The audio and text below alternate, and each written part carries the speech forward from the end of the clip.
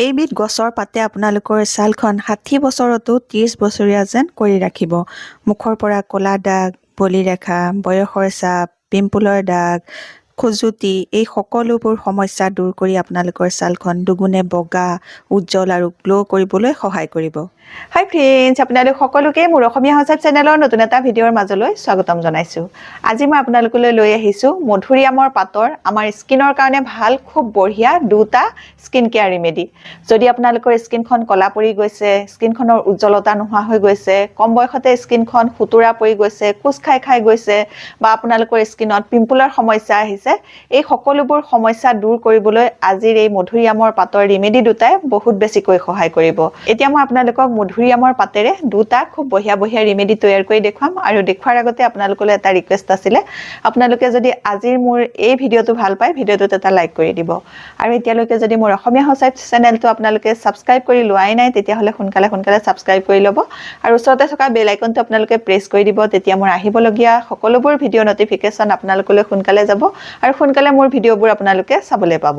তে আহক এতিয়া মধুৰিআমৰ পাতেৰে এই দুটা ৰেমেডি কেনেকৈ তৈয়াৰ কৰিব পাৰি চাওঁ বোলো। আজিৰ এই ৰেমেডিটো বনাবৰ কাৰণে মই লৈছোঁ এয়া মধুৰিআমৰ পাত আৰু লগতে কেইটামান নিমপাত। এই নিমপাতত এণ্টিবেক্টেৰিয়েল গুণ থকাৰ বাবে আমাৰ ছালৰ কাৰণে বহুত বেছি ভাল হয়। কিন্তু মধুৰিআমৰ পাতটো যে আমাৰ ছালৰ কাৰণে বহুত বেছি ভাল সেই কথাটো সকলোৱে নাজানিব পাৰে, সেইকাৰণে মই আজি এই ভিডিঅ'টো বনালোঁ।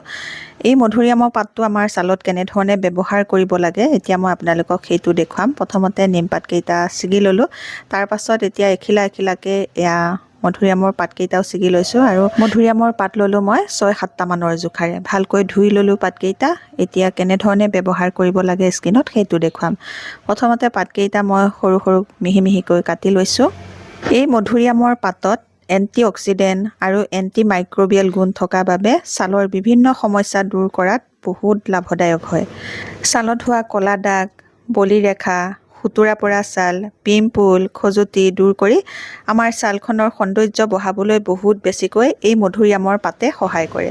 এতিয়া মই মধুৰিআমৰ পাতকেইটাও কুটি ল'লোঁ আৰু লগতে নিম পাতকেইটাও হাতেৰে টুকুৰা কৰি দিলোঁ। দিয়াৰ পাছত এটা চচপেনত লৈ এটা কফি কাপেৰে 1 কাপ মানৰ জোখাৰে পানী দি দিছোঁ। ইয়াতে এতিয়া মই মিক্স কৰিম আৰু এবিধ খুব ভাল বস্তু আমাৰ ছালৰ বাবে, সেইটো হ'ল লং লাগিব 6-7টা মানৰ জোখাৰে।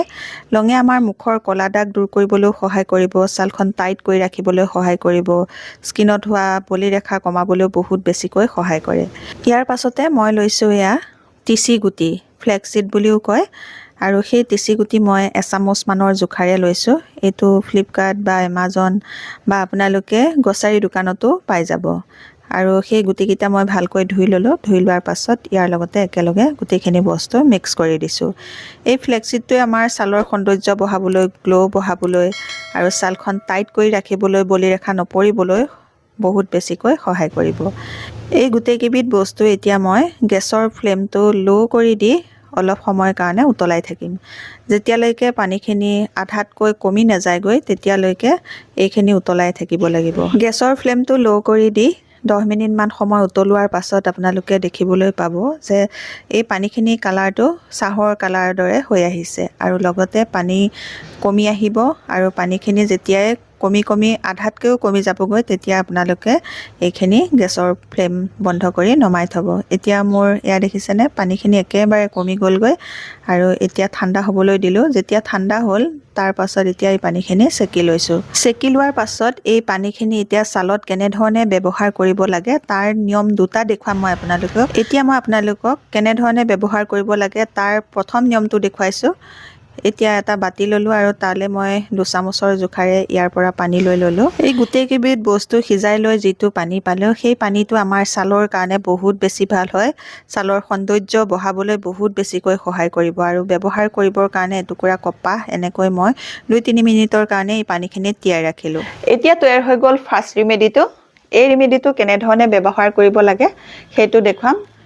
এটুকুৰা কপাহ ইয়াতে তিয়াই লৈ প্ৰথমতে মুখখন ধুনীয়াকৈ এই কপাহ টুকুৰাৰে ৰেমেডিটো লগাই মাছাজ কৰিম। লগাই লৈ আপোনালোকে ধুনীয়াকৈ 1 মিনিট সময় মাছাজ কৰিব। এনেধৰণে লগাই লৈ 1 মিনিট সময় মাছাজ কৰি লোৱাৰ পাছত আপোনালোকে আধা ঘণ্টাৰ কাৰণে এই ৰেমেডিটো স্কিনতে লাগি থাকিবলৈ দিব। আধা ঘণ্টাৰ পাছতহে আপোনালোকে মুখখন ধুই পেলাব আৰু এই ৰেমেডিটো আপোনালোকে সদায় এবাৰকৈ ব্যৱহাৰ কৰিব পাৰিব এনেধৰণে এই ৰিমেডিটো ব্যৱহাৰ কৰিব ইয়াৰ পাছত এতিয়া মই আপোনালোকক 2 নম্বৰ ৰিমেডিটো বনাই দেখুৱাম কেনেকৈ বনাও চাও বলক এতিয়া মই আপোনালোকক 2 নম্বৰ ৰিমেডিটো তৈয়াৰ কৰি দেখুৱাম আৰু তাৰ কাৰণে লাগিব প্ৰথমে পিঠাগুৰি মই লম এতিয়া 1.5 চামুচ মানৰ জোখাৰে আৰু যদি পিঠাগুৰি নাথাকে তেতিয়া হলে আপোনালোকে এইটো বনাবলৈ মুলতানি মিট্টিও ব্যৱহাৰ কৰিব পাৰে এতিয়া পিঠাগুৰিৰ লগত মই মিক্স কৰিম অকনমান কস্তুৰী হালধি পৰিমাণটো কিমান লৈছো দেখিছেই নহয় কিন্তু যদি আপোনালোকৰ ঘৰত কস্তুৰী হালধি নাথাকে তেতিয়া হলে আপোনালোকে পাকঘৰৰ খোৱা হালধি যদি ব্যৱহাৰ কৰে তাৰ পৰিমাণটো কমাই ল'ব আৰু এতিয়া মই ইয়াৰ পৰা পানী জোখমতে মিক্স কৰি লম যিমানখিনি লাগে আপোনালোকে জোখমতে মিক্স কৰি ল'ব আৰু ইয়াৰ পাছত ইয়াৰ লগতে মই অকনমান মৌ দিছো ময়ো আমাৰ ছালৰ উজ্জ্বলতা বঢ়াবলৈ বহুত বেছিকৈ সহায় কৰে